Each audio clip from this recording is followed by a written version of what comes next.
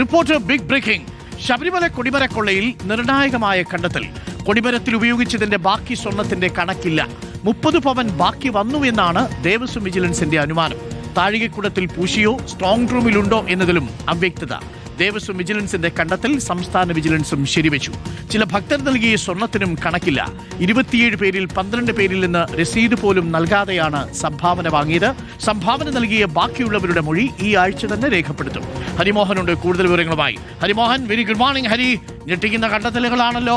നമ്മൾ പ്രതീക്ഷിച്ചതുപോലെ തന്നെ കൊടിമരത്തിന്റെ പുനഃപ്രതിഷ്ഠയിലും വലിയ രീതിയിലുള്ള വെട്ടിപ്പ് നടന്നിട്ടുണ്ട്. അന്ന് UDF ഭരണസമിതിയായിരുന്നു ഉണ്ടായിരുന്നത്. പ്രയാർ ഗോപാലകൃഷ്ണന്റെ കാലത്തെ ഭരണസമിതിയാണ്. ഇപ്പോൾ പുറത്തുവരുന്ന വിവരങ്ങൾ എന്തൊക്കെയാണ്? 27 പേരിൽ 12 പേർ എത്ര സ്വർണം നൽകി എന്നതിന് ഒരു തെളിവുമില്ല എന്നാണ് മനസ്സിലാക്കുന്നത്. പക്ഷേ അവരൊക്കെ മൊഴി കൊടുത്തിരിക്കുന്നത് കൃത്യമായി എത്ര സ്വർണം കൊടുത്തു എന്നുള്ളതിന്റെ വിവരങ്ങൾ ദേവസ്വം ബോർഡിനെ ധരിപ്പിച്ചിട്ടുണ്ട് എന്നുള്ളതാണ്. മൊത്തത്തിൽ ഒരു 30 പവന്റെ കുറവ് കാണുന്നുണ്ട് അല്ലേ ഹരി?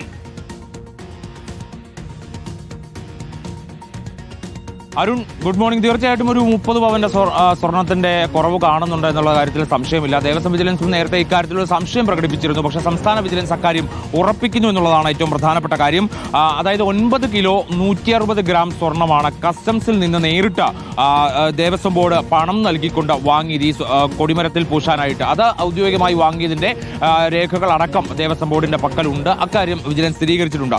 ഇത് കൂടാതെ കണക്കിൽപ്പെട്ട 412 ഗ്രാം സ്വർണം അത് ഭക്തർ നൽകിയതാണ്. അതായത് 27 പേർ നൽകിയതായി കണക്കാക്കപ്പെടുന്ന 412 ഗ്രാം ഉണ്ട്.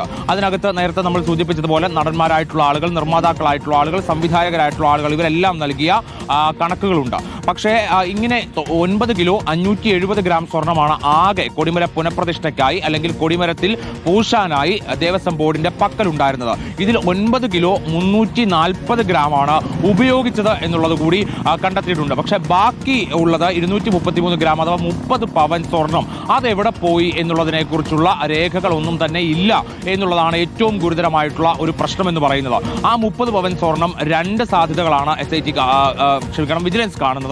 അതിലൊന്ന് താഴികക്കുടത്തിൽ പൂശിയിരിക്കാം. അതുമായി ബന്ധപ്പെട്ടുകൊണ്ട് നേരത്തെ ചില മൊഴികളൊക്കെ ലഭിച്ചിരുന്നു. അങ്ങനെ താഴികക്കുടത്തിൽ പൂശിയാൽ പോലും അത് കണക്കിൽ കാണേണ്ടതാണ്, അത് രേഖകളിൽ ഉണ്ടാവേണ്ടതാണ്. താഴികക്കുടത്തിൽ പൂശി എന്നുള്ളത് രേഖപ്പെടുത്തേണ്ടതാണ്. അത് പക്ഷേ ഉണ്ടായിട്ടില്ല എന്നുള്ളതാണ് ഒരു പ്രധാനപ്പെട്ട പ്രശ്നം. സ്ട്രോങ് റൂമിൽ ഉണ്ടെന്നുള്ളതിന് വേറൊരു കണക്കുമില്ല. അതേസമയം തന്നെ 27 പേർ ആകെ ഈ സ്വർണം നൽകിയിട്ടുണ്ട് എന്നുള്ളത് കണ്ടെത്തിയിട്ടുണ്ട്. ആ 27 പേരിൽ 12 പേർ നൽകിയ സ്വർണത്തിന്റെ കൃത്യമായ കണക്കിൽ അവർക്ക് രസീത് കൊടുത്തിട്ടില്ല. മാത്രമല്ല അവർ സ്വർണം നൽകിയതിന്റെ 3A ഫോം രസീത് അത് ദേവസ്വം ബോർഡിൽ സൂക്ഷിച്ചിട്ടുമില്ല. അപ്പോൾ സ്വർണത്തിന്റെ കൃത്യമായ കണക്ക് ദേവസ്വം ബോർഡിന്റെ പക്കലില്ല എന്നുള്ളത് തന്നെയാണ് ഗുരുതരമായിട്ടുള്ള വീഴ്ചയായി ഇപ്പോൾ വിജിലൻസ് കാണുന്നത്. ഈ ആഴ്ച തന്നെ കൂടുതൽ ആളുകളുടെ മൊഴിയെടുക്കലും ഒപ്പം തന്നെ ചോദ്യം ചെയ്യലുകളും ഉണ്ടാവുമെന്നുള്ള സൂചനകൾ കൂടി വരുന്നുണ്ട്. Arun, okay, thank you. ഹരിമോഹനാണ് വിവരങ്ങൾ നൽകിയത്. പ്രിയപ്പെട്ട പ്രേക്ഷകരെ, അങ്ങനെ ഒന്നിനു പിന്നാലെ മറ്റൊന്നായി കാര്യങ്ങൾ ഇപ്പോൾ പുറത്തു വന്നുകൊണ്ടിരിക്കുകയാണ്. കൊടിമരത്തിലും വലിയ രീതിയിലുള്ള തട്ടിപ്പ് നടന്നു എന്നുള്ളതാണ് ഹരിമോഹൻ റിപ്പോർട്ട് ചെയ്യുന്നത്.